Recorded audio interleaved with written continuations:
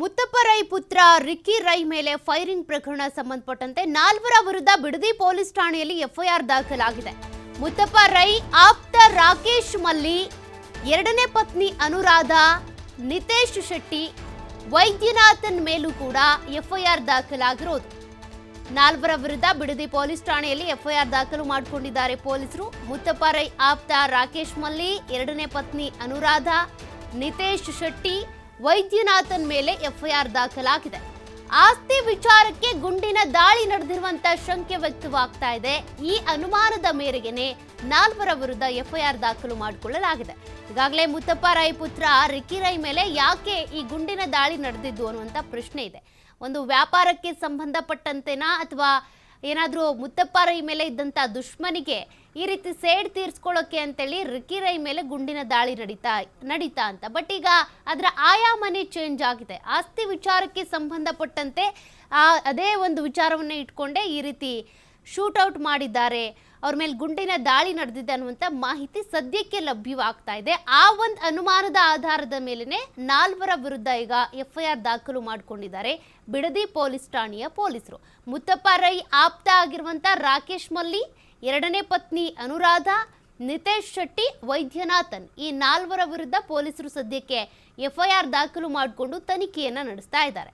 ಈಗಾಗಲೇ ಇಲ್ಲಿವರೆಗೂ ಒಂದಷ್ಟು ಡೌಟ್ಸ್ಗಳು ಏನಿತ್ತಲ್ಲ ಅದಕ್ಕೊಂದು ರೀತಿ ಕ್ಲಾರಿಟಿ ಸಿಕ್ಕಂತಾಗಿದೆ. ಬಟ್ ಇನ್ನೂ ಗೊತ್ತಾಗಬೇಕಿದೆ, ಇದೇ ವಿಚಾರಕ್ಕೆ ಏನಾದರೂ ಗಲಾಟೆ ಆಗಿತ್ತಾ, ಹಾಗಾಗಿನೇ ಫೈರಿಂಗ್ ಪ್ಲಾನ್ ಮಾಡಿದ್ದ ಅಂತ. ಇಲ್ಲಿವರೆಗೂ ಕೂಡ ಏನಂತ ಇದ್ರು, ಶಾರ್ಪ್ ಶೂಟರ್ ಇಲ್ಲಿ ಬಂದು ಶೂಟ್ ಮಾಡಿರೋದು, ಹಾಗಾಗಿ ಸುಪಾರಿ ಕೊಟ್ಟಿದ್ರು, ಜೊತೆಗೆ ಮೊದಲಿಂದ ಚಲನವಲನಗಳನ್ನ ಗಮನಿಸ್ತಾ ಇದ್ರು. ಇದು ಮುತ್ತಪ್ಪ ರೈ ಮೇಲೆ ಇದ್ದಂಥ ದುಶ್ಮನಿಯಿಂದಾಗಿ ಇವ್ರ ಮೇಲೆ ಆ ದುಶ್ಮನಿ ತಿರುಗಿ ಟಾರ್ಗೆಟ್ ಮಾಡಿದ್ರು ರಿಕ್ಕಿ ರೈ ಅವ್ರನ್ನ ಅಂತ. ಬಟ್ ಇಲ್ಲಿ ಆಯಾಮನೇ ಬದಲಾಗ್ಬಿಟ್ಟಿದೆ. ಸಿಕ್ಕಿರುವಂಥ ಮಾಹಿತಿ ಪ್ರಕಾರ ಆಸ್ತಿ ವಿಚಾರಕ್ಕೆ ಸಂಬಂಧಪಟ್ಟಂತೆ ಆಗಿರುವಂಥ ಫೈರಿಂಗ್ ಎನ್ನಲಾಗ್ತಾ ಇದೆ. ಅದಕ್ಕೆ ಸಂಬಂಧಪಟ್ಟಂತೆ ಪೊಲೀಸರಿಗ ನಾಲ್ವರ ವಿರುದ್ಧ ಎಫ್ಐಆರ್ ದಾಖಲು ಮಾಡಿಕೊಂಡು ತನಿಖೆಯನ್ನು ಮುಂದುವರಿಸ್ತಾ ಇದ್ದಾರೆ. ಅವರೇ ಅನುಮಾನ ಸದ್ಯಕ್ಕಿರೋದು, ಹಾಗಾಗಿ ಅವರೇನ ಫೈರಿಂಗ್ ಮಾಡಿಸಿದ್ದು, ಅವ್ರದ್ದೇ ಪ್ಲಾನ್ ಇದೆಲ್ಲವೂ ಕೂಡ ಗೊತ್ತಾಗಬೇಕಿದೆ. ಅವರದ್ದೇ ಪ್ಲಾನ್ ಆಗಿದ್ರೆ ಅವ್ರಿಗೆ ಗೊತ್ತಿರಲಿಲ್ವಾ ಅಲ್ಲಿ ಡ್ರೈವಿಂಗ್ ಸೀಟಲ್ಲಿ ಇದ್ದಿದ್ದು ರಾಜು ರಿಕ್ಕಿ ರೈ ಅಲ್ಲ ಅನ್ನೋದು ಗೊತ್ತಿರಲಿಲ್ವಾ? ಹಾಗಾದರೆ ಇಷ್ಟೆಲ್ಲ ಒಂದಷ್ಟು ಅನುಮಾನಗಳು ಕೂಡ ಮೂಡುತ್ತೆ. ಹಿಂದಿನ ಸೀಟಲ್ಲಿ ಇದ್ದಿದ್ದು ರಿಕ್ಕಿ ರೈ, ಮುಂದಿನ ಸೀಟಲ್ಲಿ ಡ್ರೈವಿಂಗ್ ಸೀಟಲ್ಲಿ ಇದ್ದಿದ್ದು ರಾಜು ಮೇಲೆ ಯಾಕೆ ಫೈರ್ ಮಾಡಿದ್ರು? ಹೊರಗ್ನವ್ರು ಆಗಿದ್ರೆ ಅವ್ರಿಗೆ ಗೊತ್ತಿರಲಿಲ್ಲ ಅನ್ಬೋದು. ಇವರೆಲ್ಲ ಆಪ್ತಾರೆ, ಹಾಗಿದ್ರೂ ಕೂಡ ಅವ್ರಿಗೆ ಗೊತ್ತಿರಲಿಲ್ವಾ ಮನೆಯಿಂದ ಹೊರಡುವಾಗ ರಿಕ್ಕಿ ರೈ ಎಲ್ಲ ಅಲ್ಲಿ ಕೂತಿರೋದು ರಾಜು ಅಂತೇಳಿ? ಹೀಗೆಲ್ಲ ಒಂದಷ್ಟು ಅನುಮಾನಗಳಿದೆ. ನೋಡಬೇಕಿದೆ, ಇದು ಹಳೆಯ ದುಶ್ಮನಿನ ಅಥವಾ ಆಸ್ತಿ ವಿಚಾರಕ್ಕೆ ಸಂಬಂಧಪಟ್ಟಂತೆಯೇ ಆಗಿರುವಂಥ ಫೈರಿಂಗ? ಸದ್ಯಕ್ಕೆ ಇವ್ರನ್ನೇ ಈಗ ಕಂಪ್ಲೇಂಟ್ ದಾಖಲು ಮಾಡಿಕೊಂಡು ಎಫ್ಐಆರ್ ಹಾಕ್ಕೊಂಡು ಪೊಲೀಸರು ತನಿಖೆ ನಡೆಸ್ತಾರಲ್ಲ, ಅವಾಗ ಒಂದಿಷ್ಟು ಮಾಹಿತಿಗಳು ಲಭ್ಯವಾಗುತ್ತೆ. ಯಾರಾದರೂ ಕಣ್ಣಿಟ್ಟಿದ್ರಾ, ಇವರೇ ಅನುಮಾನ ಪಟ್ಟಿವಾಗ ಇವ್ರನ್ನ ಅರೆಸ್ಟ್ ಮಾಡಿರೋದ್ರಿಂದ ಮತ್ತಷ್ಟೇನಾದರೂ ಬೇರೆ ಮಾಹಿತಿಗಳು ಲಭ್ಯವಾಗುತ್ತಾ? ಯಾರ್ಯಾರು ಇವ್ರನ್ನ ಟಾರ್ಗೆಟ್ ಮಾಡ್ತಾ ಇದ್ರು? ಈ ಹಿಂದೆ ಏನಾದರೂ ಇಲ್ಲಿವರೆಗೂ ಗೊತ್ತಿಲ್ಲದೆ ಇರುವಂತಹ ದಾಳಿಗಳಾಗಿತ್ತಾ? ಆಕ್ಸಿಡೆಂಟ್ಸ್ ಏನಾದರೂ ಉದ್ದೇಶಪೂರ್ವಕವಾಗಿ ಯಾರಾದರೂ ಏನಾದರೂ ಮಾಡಿಸಿದ್ರಾ? ಅವೆಲ್ಲವೂ ಕೂಡ ಈ ತನಿಖೆಯ ಸಂದರ್ಭದಲ್ಲಿ ಗೊತ್ತಾಗ್ತಾ ಹೋಗುತ್ತೆ. ಹಿಂದೆ ಏನೇನು ಆಗಿತ್ತು, ಅವ್ರ ಮೇಲೆ ಮತ್ತೆ ಯಾರಾದರೂ ದಾಳಿ ಮಾಡಿದ್ರಾ, ಸ್ಕೆಚ್ ಹಾಕಿದ್ರಾ, ಅನುಮಾನಾಸ್ಪದವಾಗಿ ವ್ಯಕ್ತಿಗಳು ಮನೆಗೆ ಬಂದಿದ್ರಾ ಅಂತ. ಬಟ್ ಈಗ ನೋಡಿ, 4 ಜನರ ವಿರುದ್ಧ ಎಫ್ಐಆರ್ ದಾಖಲಾಗಿರೋದ್ರಿಂದ ಅವ್ರು ಏನು ಸ್ಟೇಟ್ಮೆಂಟ್ ಕೊಡ್ತಾರೆ ಅನ್ನೋದ್ರ ಮೇಲೆ ಈಗ ಪ್ರಕರಣ ನಿಂತಿದೆ. ಅವ್ರೇನಾದರೂ ಮಾಡಿಲ್ಲ, ನಮಗೂ ಇದಕ್ಕೂ ಸಂಬಂಧ ಇಲ್ಲ, ಇದು ವ್ಯಾಪಾರಕ್ಕೆ ಸಂಬಂಧಪಟ್ಟಿದ್ದು ಅಥವಾ ಮುತ್ತಪ್ಪ ರೈ ಮೇಲಿನ ದ್ವೇಷಕ್ಕೆ ಸಂಬಂಧಪಟ್ಟಿದ್ದು ಅಂತ ಏನಾದರೂ ಆದರೆ ಮತ್ತೆ ಆ ಆ್ಯಂಗಲ್ನಲ್ಲೂ ಕೂಡ ಪೊಲೀಸರು ತನಿಖೆಯನ್ನು ಮುಂದುವರಿಸ್ತಾರೆ. ಸದ್ಯಕ್ಕಂತರೂ ಪೊಲೀಸ್ ಇರ್ಬೋದು ಮತ್ತು ಈ ಡಾಗ್ ಸ್ಕ್ವಾಡ್, FSL ತಂಡ ಎಲ್ಲವೂ ಕೂಡ ಬಿಡದಿಯಲ್ಲಿ ಈಗ ಬೀಡ್ಬಿಟ್ಟಿದೆ. ಮತ್ತಷ್ಟು ಡೀಟೇಲ್ಸ್ ಕೊಡ್ತಾರೆ ಪ್ರತಿನಿಧಿ ಸಂತೋಷ್ ಪಟೇಲ್. ಸಂತೋಷ್, ಇಲ್ಲಿವರೆಗೂ ಕೂಡ ಮುತ್ತಪ್ಪ ರೈ ಮೇಲೆ ಇದ್ದಂಥ ದ್ವೇಷಕ್ಕೆ ಸಂಬಂಧಪಟ್ಟಂತೆ ರಿಕ್ಕಿ ರೈ ಅವರನ್ನ ಟಾರ್ಗೆಟ್ ಮಾಡಿದ್ರು ಎನ್ನಲಾಗ್ತಾ ಇತ್ತು. ಬಟ್ ಈಗ ನಾಲ್ವರ ವಿರುದ್ಧ ಎಫ್ಐಆರ್ ದಾಖಲಾಗಿದೆ, ಅದು ಆಸ್ತಿ ವಿಚಾರಕ್ಕೆ ಫೈರಿಂಗ್ ಆಗಿದೆ ಎನ್ನಲಾಗ್ತಾ ಇದೆ. ಏನೆಲ್ಲ ಅಪ್ಡೇಟ್ ಸಿಗ್ತಾ ಇದೆ? ಸ್ವಲ್ಪ ಕೌಟುಂಬಿಕ ಕಲಹದ ಹಿನ್ನೆಲೆ ಈ ಒಂದು ಗುಂಡಿನಾಳಿ ನಡೆದಿರ್ಬೋದು ಅನ್ನೋ ಆರೋಪಗಳು ಕೇಳಿ ಬರ್ತಾ ಇರುವಂತದ್ದು. ಈಗಾಗಲೇ ಆ ಸಂಬಂಧ ದೂರು ಕೂಡ ದಾಖಲಾಗಿರ್ಬೋದು. ಈಗಾಗಲೇ ಏನು ಮುತ್ತಪ್ಪ ರೈ ಅವರ ಪುತ್ರ ರಿಕ್ಕಿ ರೈ ಏನಿದೆ, ಈತನ ಚಾಲಕ ಏನಿದ್ದಾನೆ ಬಸವರಾಜ್, ಈತ ದೂರನ್ನ ಕೊಟ್ಟಿರುವಂತದ್ದು. ಏನು ರಾಕೇಶ್ ಮಲ್ಲಿ, ಅದ್ರ ಜೊತೆಗೆ ಅನುರಾಧ, ನಿತೀಶ್ ಎಸ್ಟೇಟ್ ಮಾಲೀಕರಾಗಿರುವಂತಹ ನಿತೀಶ್ ಶೆಟ್ಟಿ, ಅದರ ಜೊತೆಗೆ ವೈದ್ಯನಾಥ್ ಅಂತೇಳಿ ಒಟ್ಟು 4 ಜನ ಮತ್ತು ಇತರರ ಮೇಲೆ ಆತ ದೂರನ್ನ ಕೊಟ್ಟಿರುವಂತದ್ದು. ಕೌಟುಂಬಿಕ ಕಲಹದ ಹಿನ್ನೆಲೆ ಆಸ್ತಿ ವಿಚಾರವಾಗಿ 2ನೇ ಪತ್ನಿ ಮುತ್ತಪ್ಪ ರೈ ಅವರಿಂದ ಅವ್ರಿಗೂ ಕೂಡ ಇವ್ರಿಗೂ ವಿವಾದ ಇತ್ತು.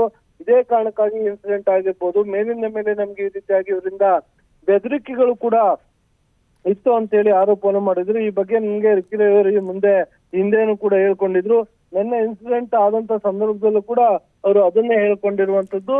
ಸೊ ಏನು ಅನುರಾಧ, ರಾಕೇಶ್ ಮಲ್ಲಿ ಎಲ್ಲ ಏನಿದ್ದಾರೆ ಇವರ ಒಂದು ಕೈವಾಡ ಇದರಲ್ಲಿ ಎದ್ದು ಕಾಣ್ತಾ ಇರುವಂತದ್ದು. ಇವರೇ ಕೂಡ ಈ ಒಂದು ಶೂಟೌಟ್ ಅನ್ನ ಮಾಡಿಸಿರ್ಬೋದು ಅಂತ ಹೇಳಿ ಅವರು ಆರೋಪವನ್ನ ಮಾಡ್ತಾ ಇರುವಂತದ್ದು. ಅಂದ್ರೆ ಇಡೀ ಪ್ರಕರಣದಲ್ಲಿ ಪ್ರಮುಖವಾಗಿ ಕೌಟುಂಬಿಕ ಕಲಹ ಏನು ಮುತ್ತಪ್ಪ ರೈ ಅವರು ಮರಣದ ನಂತರ ಆಸ್ತಿ ಪಾಸ್ತಿ ವಿಚಾರವಾಗಿ ಇವರುಗಳ ನಡುವೆ ನಡೆಯುತ್ತಿದ್ದಂತ ವೈಷಮ್ಯ ಏನಿತ್ತು, ಇದೇ ಕಾರಣಕ್ಕಾಗಿ ಈ ಒಂದು ಇನ್ಸಿಡೆಂಟ್ ಆಗಿದೆ ಅಂತ ಹೇಳಿ ಅವರು ಸದ್ಯ ಆರೋಪವನ್ನು ಮಾಡಿರುವಂತದ್ದು. ಈ ಬಗ್ಗೆ ಬಿಡದಿ ಪೊಲೀಸ್ ಠಾಣೆಯಲ್ಲಿ ಪ್ರಕರಣ ಕೂಡ ದಾಖಲು ಮಾಡ್ಕೊಳ್ಳಲಾಗಿದೆ. ಪ್ರಕರಣ ದಾಖಲು ಮಾಡ್ಕೊಂಡಂತ ಪೊಲೀಸರು ಈಗ ತನಿಖೆಯನ್ನ ಮಾಡ್ಲಿಕ್ಕೆ ಮುಂದಾಗಿರುವಂತದ್ದು. ಒಟ್ಟಾರೆಯಾಗಿ ಈ ಹಳೆ ವೈಷಮ್ಯದ ಹಿನ್ನೆಲೆ ಇವರು ಏನು ಫೈರಿಂಗ್ ಅನ್ನ ಮಾಡಿರ್ಬೋದಾ, ಮುತ್ತಪ್ಪ ರೈ ಅವರ ದ್ವೇಷ ಏನಿತ್ತು ಆ ಕಾರಣಕ್ಕಾಗಿ ಆಗಿರ್ಬೋದು ಅನ್ನೋ ಅನುಮಾನಗಳಿತ್ತು. ಆದ್ರೆ ಇದೀಗ ಅವರ ಪುತ್ರ ಅವರ ಚಾಲಕನ ಮುಖಾಂತರ ಕೊಟ್ಟಿರುವಂತ ದೂರ ಏನಿದೆ ಆ ದೂರನ್ನ ಗಮನಿಸುವಂತ ಸಂದರ್ಭದಲ್ಲಿ ಗೊತ್ತಾಗ್ತಾ ಇರುವಂತದ್ದು ಕೌಟುಂಬಿಕ ಕಲಹದ ಹಿನ್ನೆಲೆ ಈ ಇನ್ಸಿಡೆಂಟ್ ಆಗಿದೆ ಅಂತ.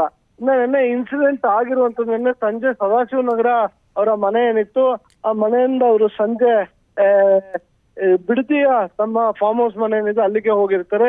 ಸೊ ಅಲ್ಲಿ ಹೋಗಿ ರೆಸ್ಟ್ ಅನ್ನ ಮಾಡ್ತಾರೆ. ಸುಮಾರು 11 ಗಂಟೆಗೆ ಅಲ್ಲಿಂದ ವಾಪಸ್ ಬೆಂಗಳೂರಿಗೆ ಹೊರಡುವಂತದ್ದು. ತನ್ನ ಗನ್ ಮೆನ್, ಚಾಲಕ ಮತ್ತು ಅವರು 3 ಜನ ಕೂಡ ಅಲ್ಲಿಂದ ಹೊರಡ್ತಾರೆ.